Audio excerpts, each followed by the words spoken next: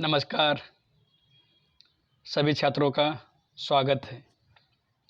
तो हमने महाराष्ट्र के खास 5वीं, 7वीं और 7वीं कक्षा के कन्नड़, उर्दू, तेलुगु, सिंधी और गुजराती माध्यम के विद्यार्थियों के लिए बहुत सारे वीडियो बनाए गए हैं, केवल हिंदी, मराठी, सुगम भारती की।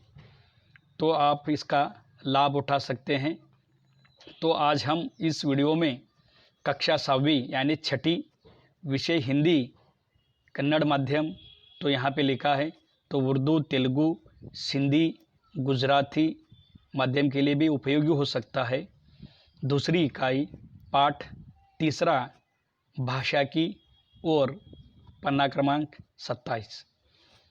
तो वीडियो देखने से पहले आपको सभी को एक निवेदन है कि आप मोबाइल इस तरह लैंडस्केप करके ऑटो रोटेट झूम करके देखें तो आपको जो वीडियो में बताया गया जो घटक है साफ साफ और सरल, सुंदर, अट्रैक्शन में दिखाई देगा। तो चैनल को सब्सक्राइब ज़रूर कीजिए, ये बिल्कुल फ्री है। वीडियो अच्छी लगी तो लाइक, शेयर और कमेंट भी कीजिए। तो हमने यहाँ पे देख रहे हैं विशेषता हमारी, जो नीचे कई चित्र दिए गए हैं, चित्र और चित्र का वर्णन हम देखने वाले हैं। तो काली मछली है, फूल है, जो भी है, जो वाक्यों में उसको विशेषण लगाकर वाक्य पूरा करना है। चित्र देखकर विशेषण युक्त शब्द बताओ और उनका वाक्यों में प्रयोग कीजिए। ये दूध की थैली है। तो देखिए यहाँ पे जो विनर है, जो खेल में विन हो गए यानी जीत गए हैं, उनका भी चित्र आपको दिखाई दे रहा है। तो यहाँ पे कलम है यानी पेन है, किताब है और पन्ना दिखा रहा है, और पहाड़ के ऊपर एक पेड़ है। आपने देखा है सब चित्र, काली मछली, गुलाब का फूल, ये जो बर्तन में कई सब्जियों के पहले कृति है वो कर रहा है। दूध की थैली है, जो खेलों में जीत गए बच्चों हैं। यहाँ पे जो कलम है, तो किताब है, किताब के पहले पन्ने को दिखा रहा है, और पहाड़ के ऊपर एक पेड़ है। तो यहाँ पे उस सभी चित्रों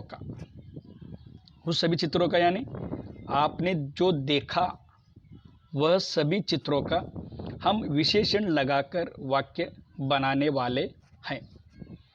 तो यहाँ पे पहला देखिए, काली मछली बहुत सुंदर है। काली मछली बहुत सुंदर है यानी काली है विशेषण युक्त शब्द है। दूसरा, सुगंधित गुलाब सुंदर फूल है। सुगंधित गुलाब सुंदर फूल है। तीसरा, सब्जी में स्वादिष्ट मसाला डालिए। जो प्यान है तो उसमें सब्जियां बनाने से पहले जो कृति है तो वह का चित्र है। सब्जी में स्वादिष्ट मसाला डालिए, ये तीसरा हो गया। चौथा कौन सा चित्र था? दूध की थैली, बराबर।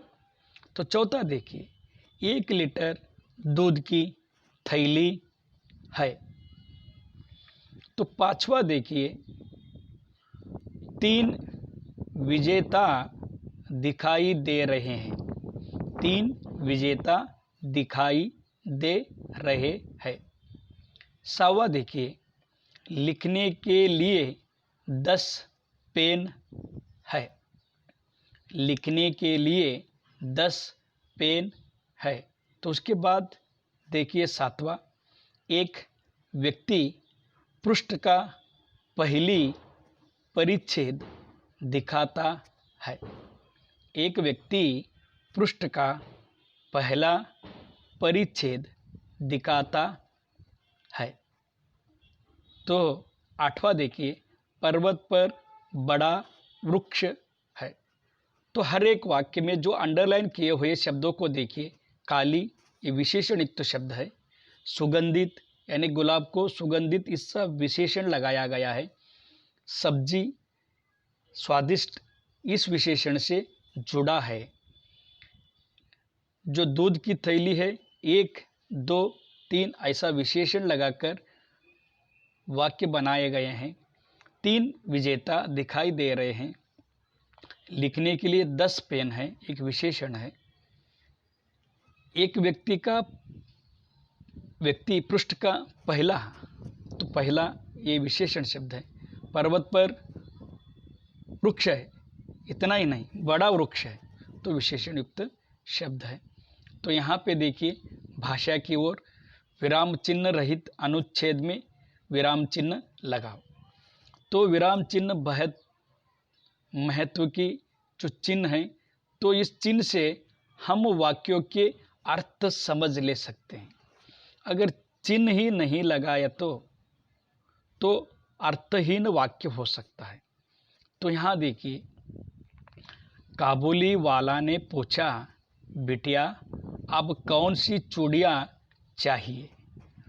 मैंने अपनी चूड़ियाँ दिखाकर कहा, मेरी गुड़िया के लिए अच्छी सी चूड़ियाँ दे दो, जैसे लाल, नीली, पीली, ऐसा है। अनुस्वार नहीं, पूर्ण विराम नहीं, स्वल्प विराम नहीं, जहाँ रुकना है, किस वाक्य को किस तरह पढ़ना है, कुछ भी नहीं।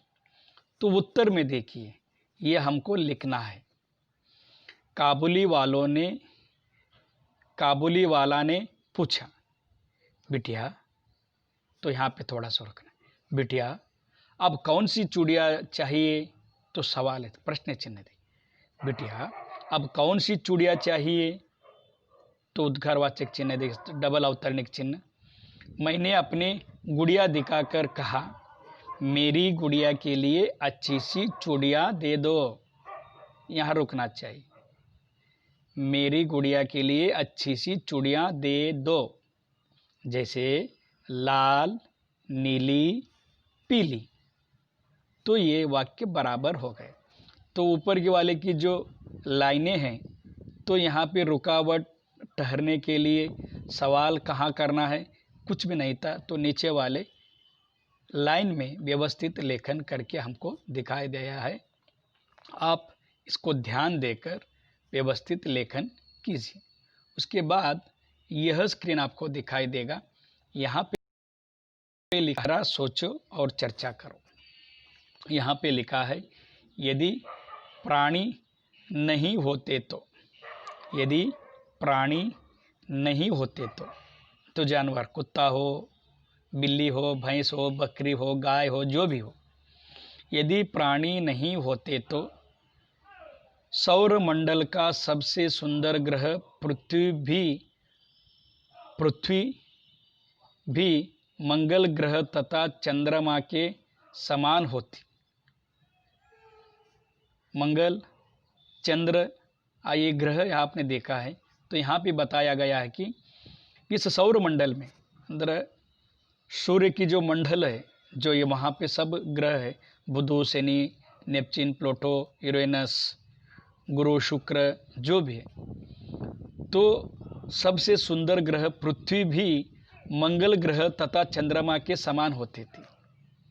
जहाँ जीवन संभव ही नहीं है, जीवन चलाना, जीवन जलाना, जगाना संभव नहीं है। न हरे भरे वन होते, न मन को मोहने वाले बाग बगीचे, पेड़ पौधे। जीवन के लिए भी जीव जंतुओं का होना आवश्यक है। तो हमारे जीवन के लिए जीव जंतु होना आवश्यक है कि हरे भरे, जो आपने निसर्ग में देखा है, तो हरा भरा निसर्ग का चित्र देखने के बाद, प्रसंग देखने के बाद, दृश्य देखने के बाद मन बहल जाता है। तो मन को मोहन करने वाले बगीचा, पेड़ पौधे, जीवन के लिए भी जीव जंतुओं का होना आवश्यक है।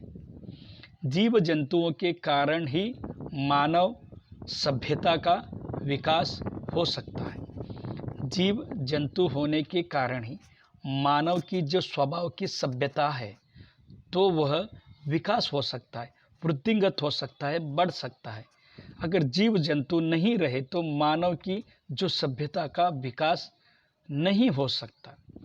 यदि प्राणी नहीं होते तो पृथ्वी पर जीवन चक्र समाप्त हो जाता था। पृथ्वी पर जीव जंतु यानी प्राणी नहीं हो सकता तो जो जीवन का चक्र है वो समाप्त हो जाता था। सभी जीव जंतु अपने जीवन के लिए अपने जीवन के लिए एक दूसरे पर आश्रित है। यानी आप अन्न की जो चेन है, सर्पल, वह आपने देखा है विज्ञान में, एक दूसरे पर आश्रित है। अतः यदि प्राणी न होते तो यह सृष्टि, यह सभ्यता संभव ही नहीं थी। ये जो सृष्टि है, ये जो निसर्ग है, इसकी जो सभ्यता है वो संभव नहीं हो सकता था। तो प्राणी होना, जीव जंतु होना बहुत महत्व की। यहाँ पे हिंदी में शब्द दिए गए हैं, उसको रोमन लिपि में यानी अंग्रेजी में हमें लिखना है। तो ऊपर धनुष है, तो उसके बाजू में महल है, कुर्सी है, बारिश है, कटहल है, खिड़की है, हाथी है और नेवाल है। तो यहाँ पे हमें महल यानी होम ऐसा नहीं लिखना है, तो हाथी, एलिफेंट ऐसा नहीं, हाथी को हाथी HATH है, हाथी। तो यहाँ पे महल दिखाए, देखिए MEHAL महल, वैसे ही हमें लिखना है। कुर्सी के यहाँ से शुरुआत करना है, तो यहाँ भी बारिश B से शुरुआत करना है। कटहल, खिड़की, हाथी बोले तो एलिफेंट नहीं लिखना है, हमें लिप्यांतरण करना है, जो है वैसा ही हाथी HA ऐसा वहाँ से लिखना है। तो नेवाल भी N से ही शुरुआत करना है, ये आपको लिखना है। जो यहाँ पे चित्र दिए गए हैं, इस तरह आप भी इसी के सुंदर आप चित्र बनाना है और उस चित्र में आपको लिखना है। आप सभी ने वीडियो जो शुरुआत से और अंत तक देखिए, देखने के बाद ही उसका जो अर्थ है, घटक है, आपको समझ में आ जाएगा।